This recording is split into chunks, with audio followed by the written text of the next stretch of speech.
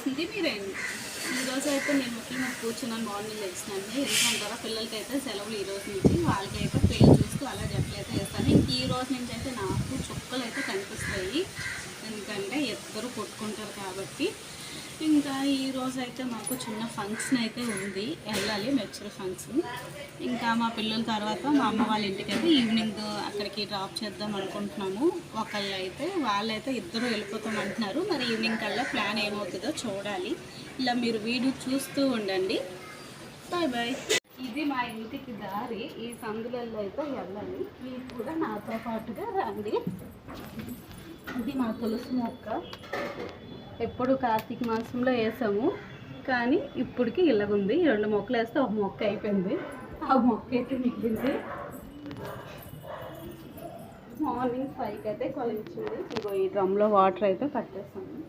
ఈ డ్రమ్ కూడా తను మా డ్రమ్ అయితే కాదు.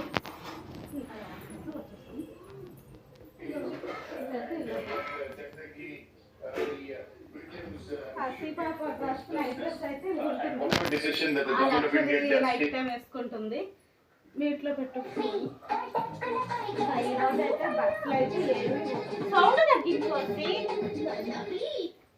ఈరోజు బట్టలు అయితే ఏమీ ఉతకలేదు. ఇంకా నేను ఈరోజు ఫంక్షన్కి వెళ్తానని చెప్పాను కదా. ఏ శారీ కట్టుకోవాలి, అలా డ్రెస్ వేసుకోవాలో నాకైతే అర్థం కాలేదు. ఇదైతే కట్టుకుందాం అనుకుంటున్నాను. ఇది ఎందుకంటే ఒకసారి కూడా అది నేను కట్టలేదు. చూడాలి. మా పాప అయితే నో నో అని చెప్తూ ఏదో చూపించేస్తుంది. ఇంకా మొత్తానికి అయితే మీరు ఇలా వీడియో కంటిన్యూగా చూస్తూ ఉండండి. నేను మళ్ళీ వస్తాను.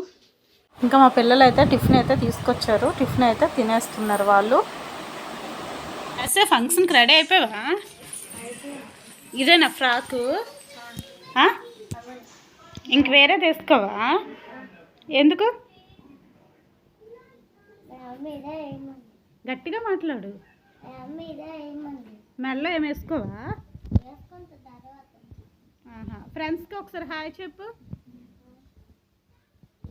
గట్టిగా హాయ్ ఫ్రెండ్స్ అని చెప్పు.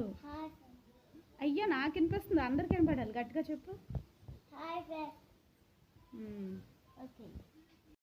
పాప అయితే మా పక్కింటి పాప, తనైతే రెడీ అయ్యి మా ఇంటికి వచ్చింది. ఇంకా దాన్ని అడుగుతున్నాం మేము, రెడీ అయ్యావా అంటే రెడీ అయిపోయాను ఫ్రాక్ చెప్తుంది. తర్వాత అయితే నేనైతే రెడీ అయిపోయాను. ఇంకా చీర అయితే బాగా కట్టుకోవడం రాలేదు, ఎలాలా కట్టేశాను. ఇంకా ఇయర్ రింగ్స్ అయితే పెట్టాను. ఈ బ్లౌజ్ కూడా కొంచెం లూజ్ అయిపోయింది, చాలా రోజులు అయింది. అదేంటో సన్నగా అయిపోయాను ఈ మధ్యలో.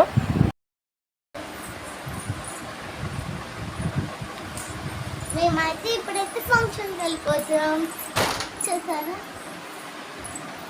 తినైతే మా స్టైల్ రెడీ అయ్యింది.